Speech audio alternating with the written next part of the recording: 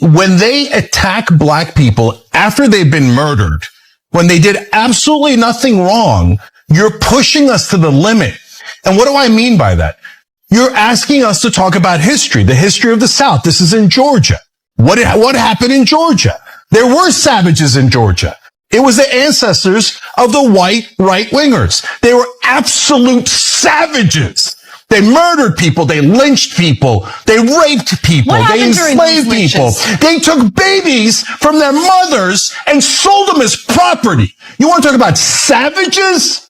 Your ancestors were the biggest savages the world has ever seen. So don't you dare call a black man a savage after you murdered him.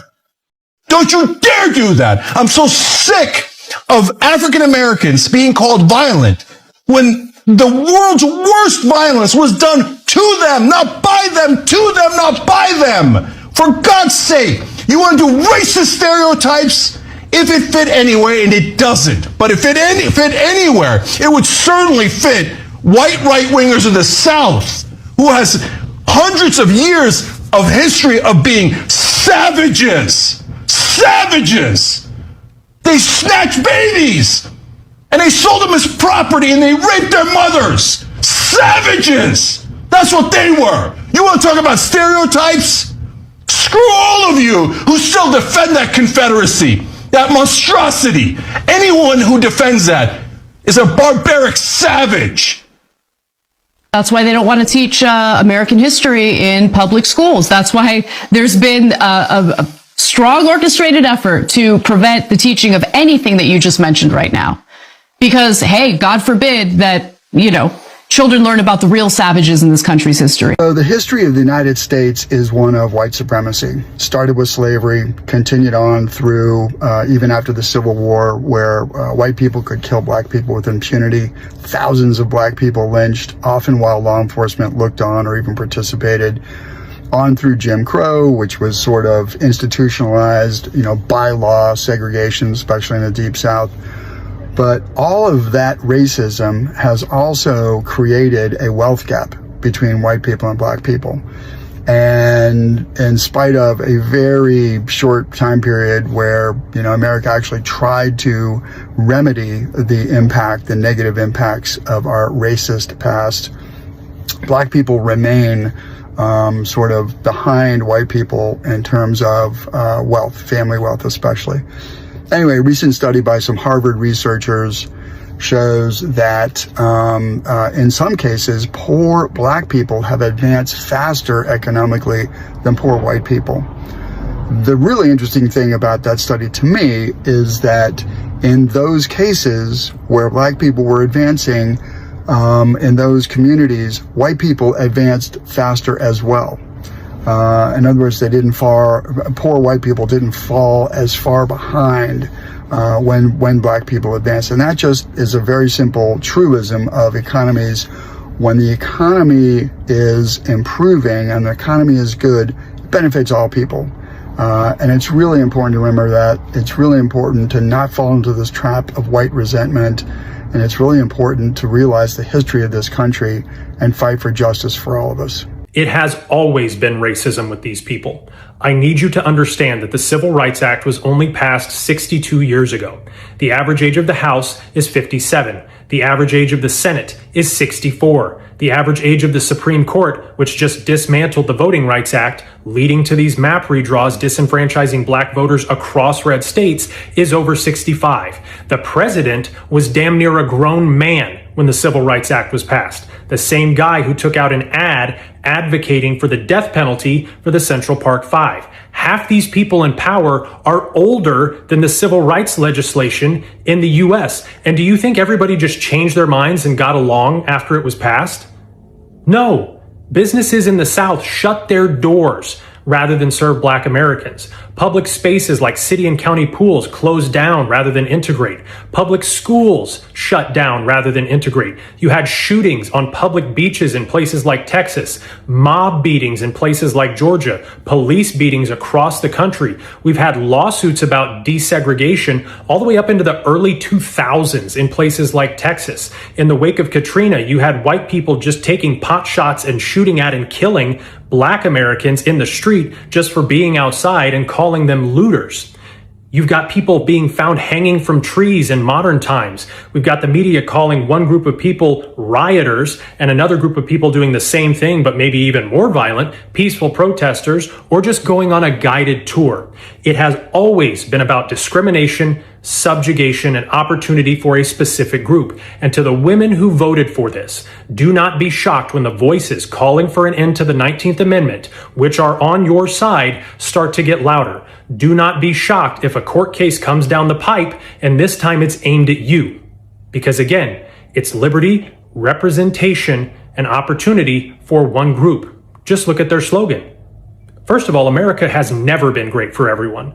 But make America great again. The time frame they're talking about, it was only great for one group that looked like this. And we should be great. We should be the greatest country in the world for everyone here.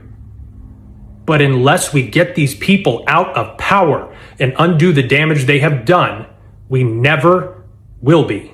White man from the South says they saw black people as pets. As far as the colored people were concerned, I feel that they were a good bit happier than they are now.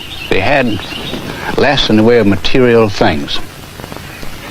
But I can remember back in the 20s, and I was a small boy, they were always singing at their work. They had a great sense of humor. And now today, they just don't seem to care much about that as they used to. And I think they've lost their sense somewhat, which I deplore. Mr. Hasty, what did you think we were before you began to think of us as human beings? Well, in a way, we thought of you almost as a very superior pet.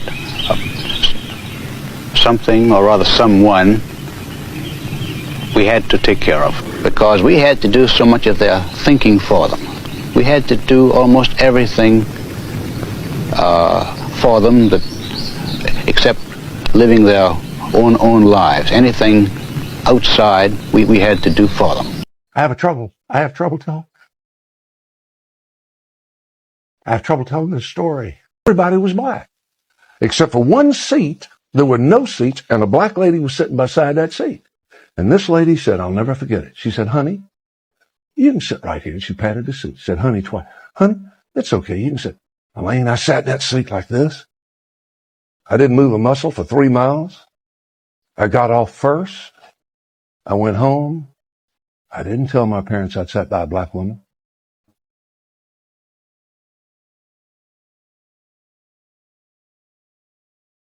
Finally, I decided I'd say something. I said, John, let me ask you something.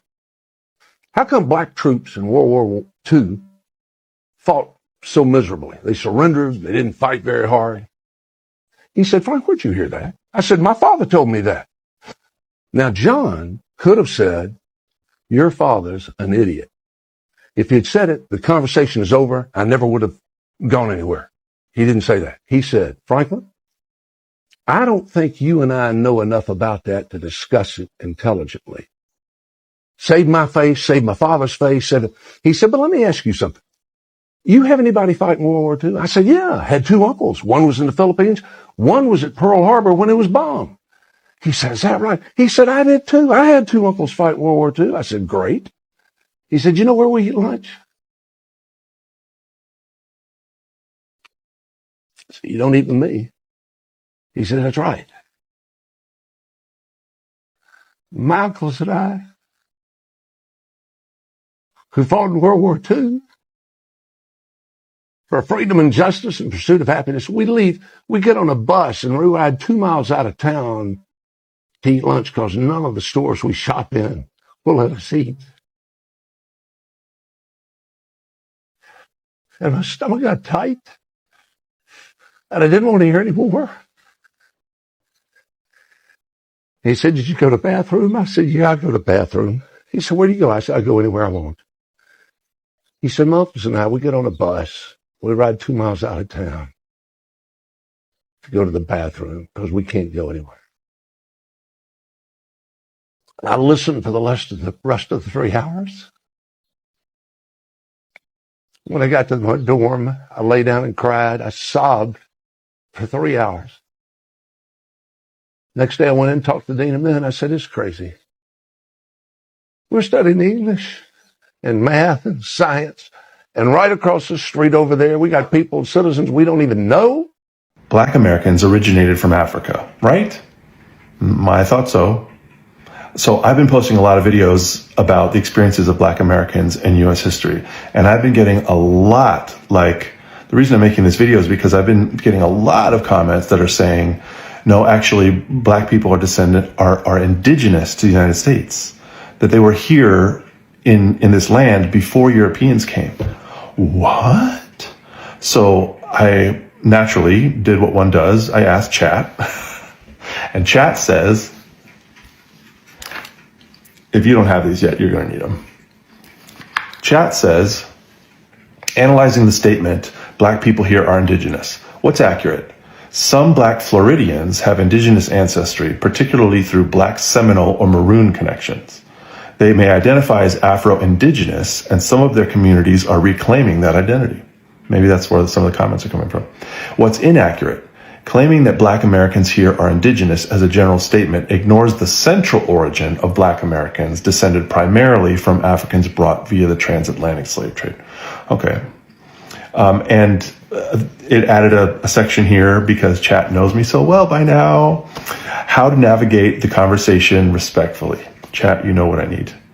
It says, acknowledge the real and deep Afro-Indigenous heritage in Florida, especially among Black Seminole descendants. Clarify that while this heritage is meaningful, most Black Floridians trace lineage to Africa and the slave trade.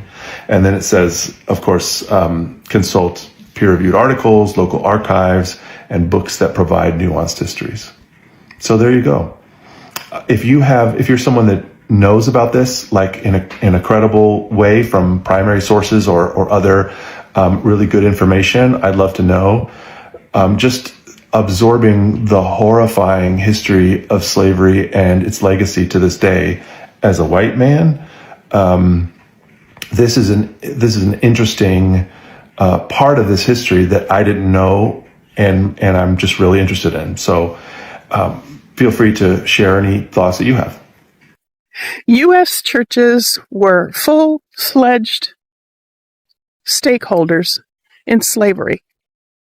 Episcopal, Presbyterian, Baptist, Methodist, major denominations owned enslaved people, rented them out, and in some cases, they can find them in jail-like pens beneath or beside their sanctuaries, while white Christians prayed upstairs.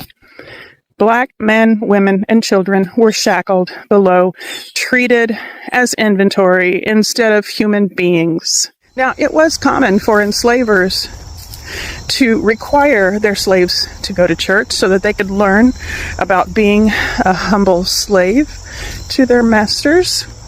But these people held in the pens below were livestock waiting to be sold, being punished. Who knows what?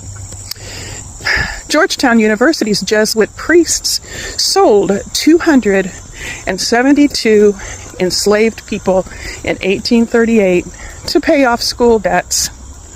In Charleston, St. Philip's, and St. Michael's, they forced Black attendees into upper galleries while white parishioners sat in comfort below.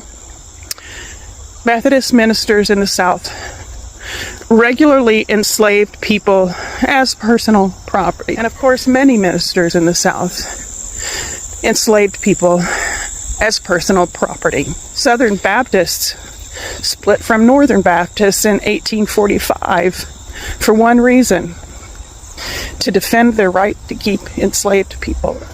Churches built slave galleries to force enslaved people to attend services, but not sit with white people. And the sermons told them to obey their masters. But the people locked in the church pens, they weren't taken upstairs to worship. They were confined like livestock. They were waiting to be sold, rented, or punished. The church baptized enslaved people. They preached a lot about obedience, and they promised them life after death in heaven, while profiting from their stolen lives on earth. This is white history, and white Christians especially need to own it. My username works as my address in case I disappear. Get curious. Black people know things white people don't. Before I go on, you can check my video notes for the references I used to create this video. Generations of white Americans were raised with a story that made us feel like heroes. We learned about abolitionists, not about the banks that provided insurance on enslaved people. We learned about the civil rights movement, but not about the white mobs who terrorized black families for trying to move into a better neighborhood. Systemic racism didn't just hurt black people, although they were the ones that took most of it, but it also misinformed white people, and that pisses me off. It trained us to see unfairness and injustice as progress. That's why when black folks talk about redlining, medical racism, or why certain laws hit their communities so much harder, many white people are just confused, or worse, and probably more commonly, they're defensive. It's not just ignorance, it's conditioning. The system made sure we didn't see the whole picture, because once we did, we might start asking too many questions. White people need to hear the truth from people who live it. But that takes a toll on black people. They've had to survive what we've only begun to learn about. And it's not fair to put that burden on them. That's why I study, listen, and talk to other white folks. It's not about guilt, and it's not about blame. It's about repair. Black people already know this history. White people need to know it too, because it's our history. It's our history too. Silence keeps the system working in the way that is unjust. Don't be afraid. You should be mad about what was kept from you on purpose. Now you have the opportunity to learn about it and start organizing your life differently. I am not an expert, but I love learning. You can put my username into your search engine. Scroll down if you want to help me out. You guys are the greatest. Get curious. I've never felt unsafe in black spaces. This is how we know reverse racism is a lie. I went to college on Long Island, and I lived in Hempstead, New York. Very black town. I used to go to Caribbean night at my local bar. Never had a problem. Never felt unsafe. I was just at a barbecue joint in Harlem the other week with a group of white girlfriends, lily white girls. We felt completely welcome, delightful. Had a great meal, super fun time. My boyfriend and I accidentally wandered into a hookah lounge one day. We were just looking for a burger. It was kind of late. It was like 10 o'clock. And we were like, oh, that place is open. Let's go in there. We go in, the place is empty. We were like, oh gosh, are you guys closing soon? The bartender was like, oh no, like we don't get busy till like 11 or 12 at night. It's a black hookah lounge. Completely black staff. They took care of us. We had a fucking great time. Great burger, great service, laughs, fun music. Never once did anybody give me a stink eye or a dirty look or make me feel like I didn't belong in those spaces. Never once was I concerned for my safety. But I was on the national tour of a children's show called The Olympic Spirit. And this show was about Jesse Owens being in the Olympics, who of course was a black athlete. So we had a black actor in the cast portraying Jesse Owens, and we toured the Deep South, baby. I'm talking about Alabama, Arkansas, Mississippi. And it was a bus and truck tour. It wasn't fancy Broadway stuff. We played schools. So one night our van pulls into this local rest stop. It was like Pete's Chicken, and it had a gas station, which we needed gas. And Jamal and I walk into Pete's Chicken to get a little snack and to use the restroom because we were on the road. And when I tell you, every white face in that place whipped around and looked at us when we walked in together. Now, we weren't together, we were just two friends, colleagues. But he was black and I was white. And I felt the hairs stand up on the back of my neck. And I know he felt it too, because I looked over at him and I was like, this feels off, this feels weird. What's happening? And he goes, yep, let's go. I don't want to get lynched here. So we left. We just turned around, boop, and walked right out. Got in our van and drove off because we felt unsafe in a white space.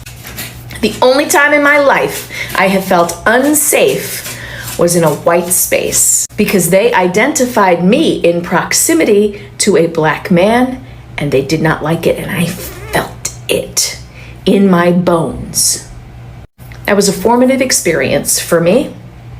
And it's why I like to talk about Black history in these United States, because it's not ancient history. It is still very much alive. So guys, that is what is about today's video, that for a very long time white people have been trying so hard, and this is evident, you all know this, that they have been trying so hard to make sure that the history of Black people never comes out. The true history of Black people never comes out, because they know that if the world knows the truth, they're definitely going to look at them as bad people, as evil. And you see, you cannot be worried about things that you did not do. Yeah, they are in a better place because they know their history and they know the history of Black people, and yet they hide this true history from Black people. There are very many Black people that have grown to a big age, adults, you know, people that are 30 plus years. They do not know their history. When you ask them a question about Black people and slavery and everything that happened during that time, 400 years of oppression, they have no idea. You know, they know what the white people taught them.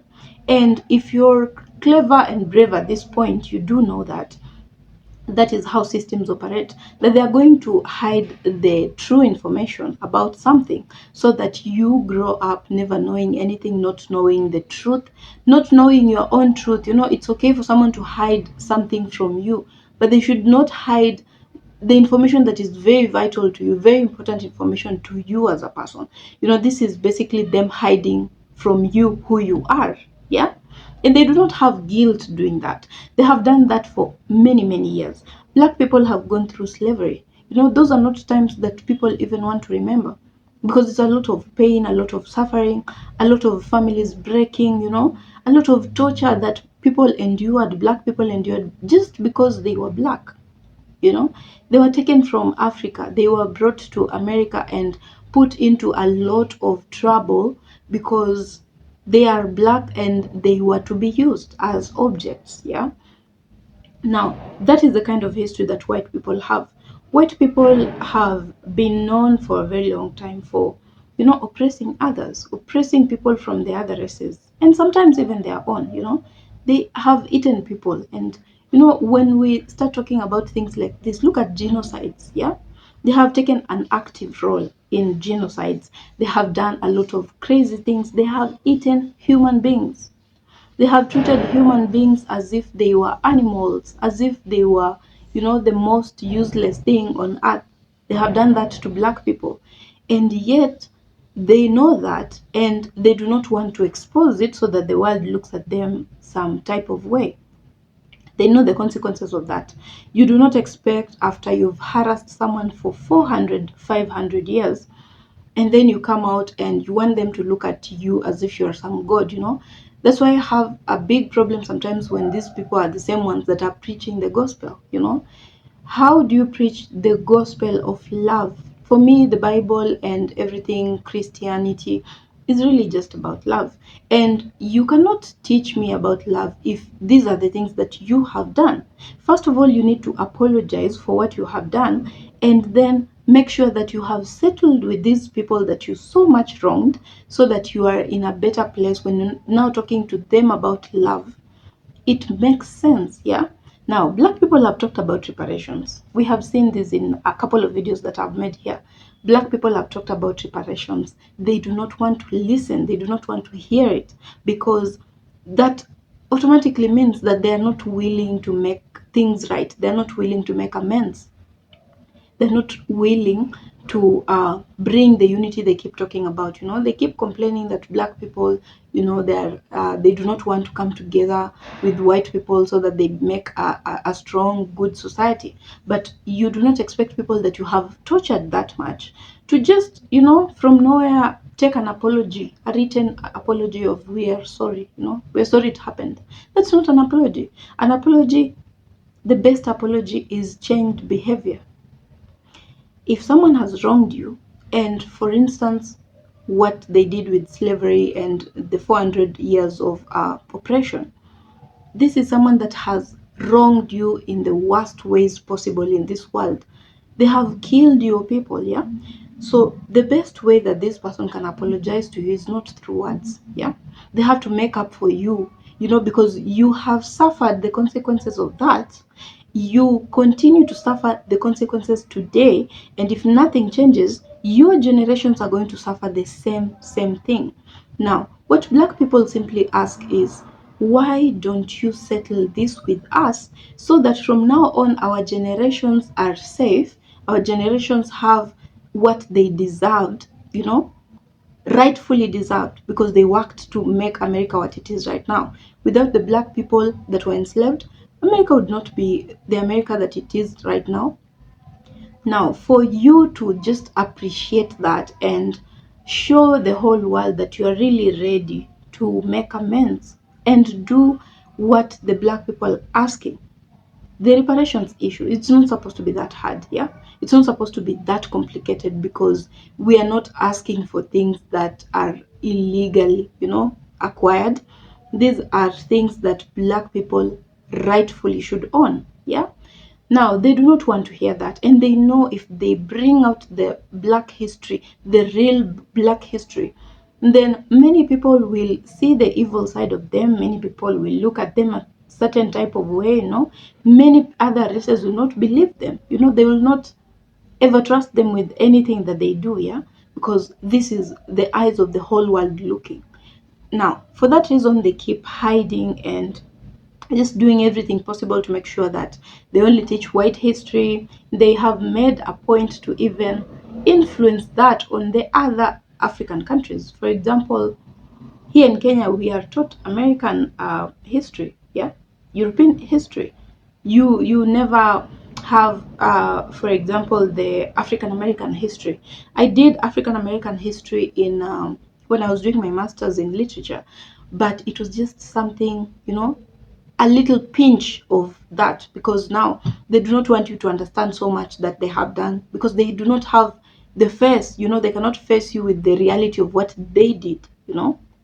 We are well aware that it's not them, the current people that are there, but these are your forefathers, these are your ancestors. That is the blood that runs through you, yeah.